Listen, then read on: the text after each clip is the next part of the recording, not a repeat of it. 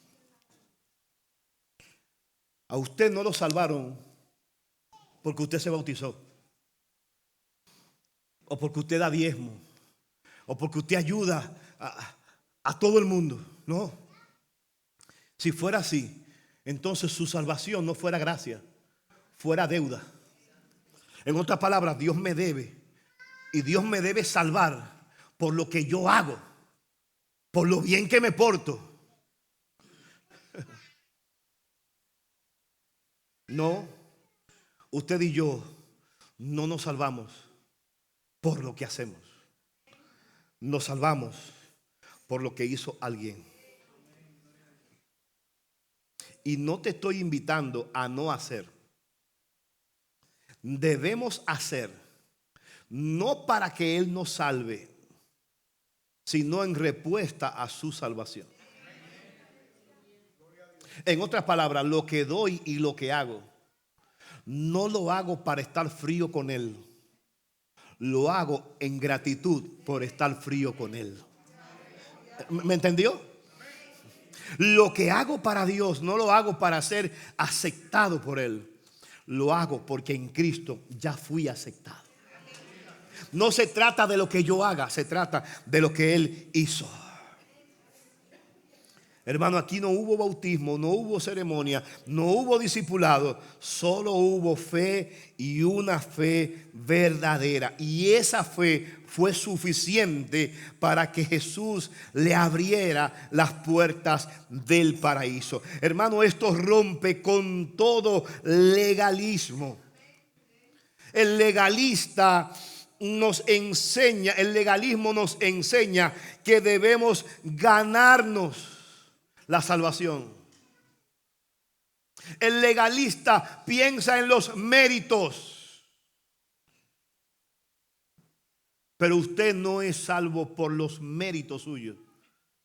Usted y yo somos salvos por los méritos de Cristo, el justo por los injustos, para llevarnos a Dios.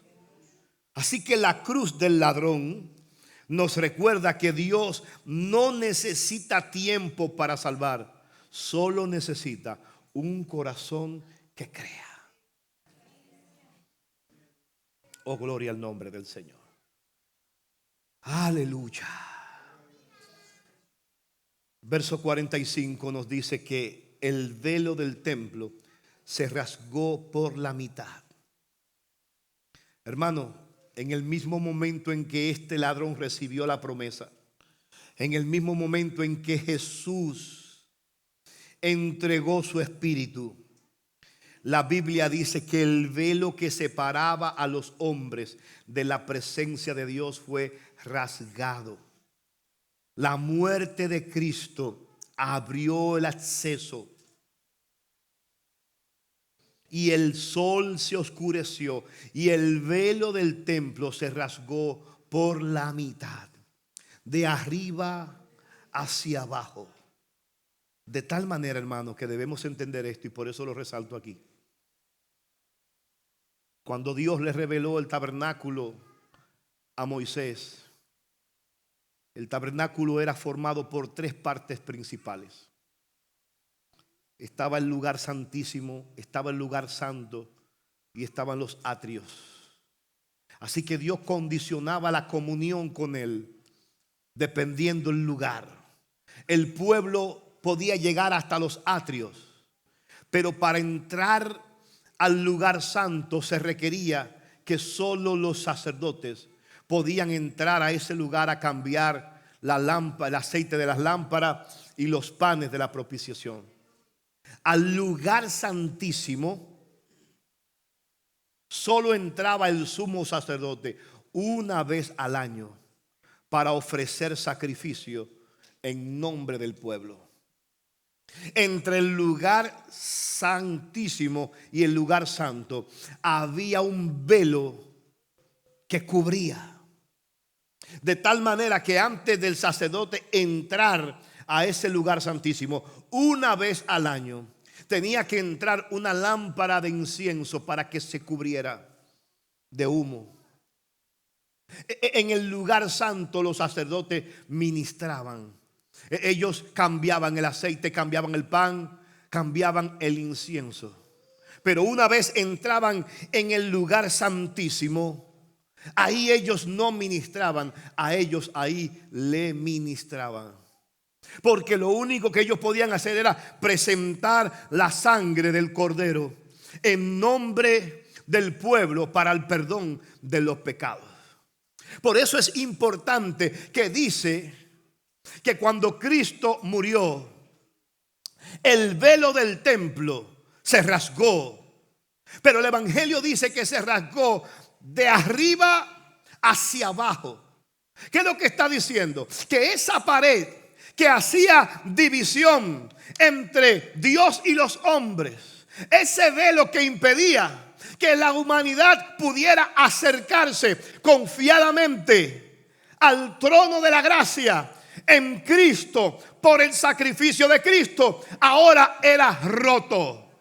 Pero era roto no por algo de abajo hacia arriba, era roto por alguien de arriba hacia abajo. No era el hombre abriendo paso al cielo, era el cielo abriendo paso al hombre. De tal manera, aleluya, de tal manera que al día de hoy, a través de Cristo, mediante Cristo, podemos entrar confiadamente al trono de la gracia de Cristo. Oh, gloria al nombre del Señor.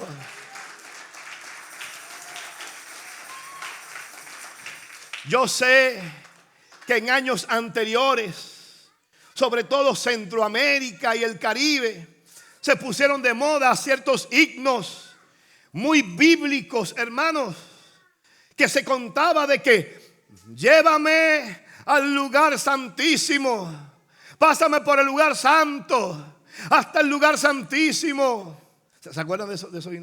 Llévame al lugar santísimo por la... ¿Cuántos son de Lin aquí? ¿Sabes?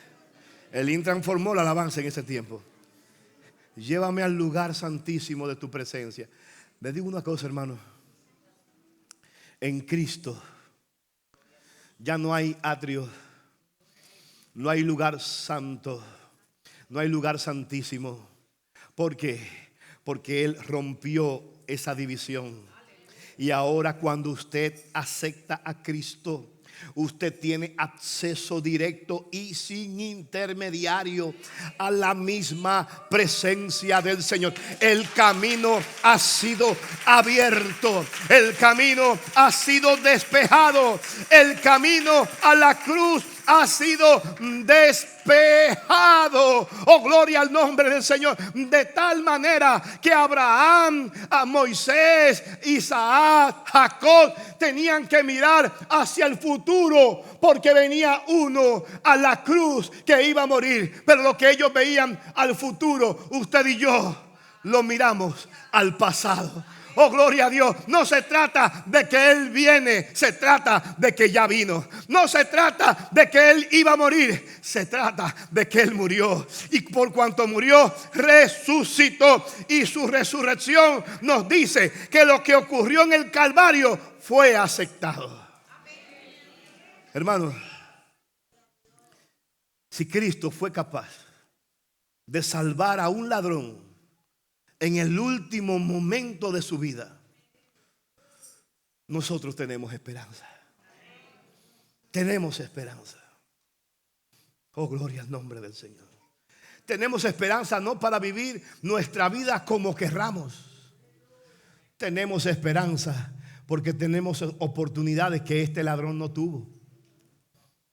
Él no tuvo la oportunidad de confesar o de compartir su fe apenas con lo que lo escucharon hablar ahí.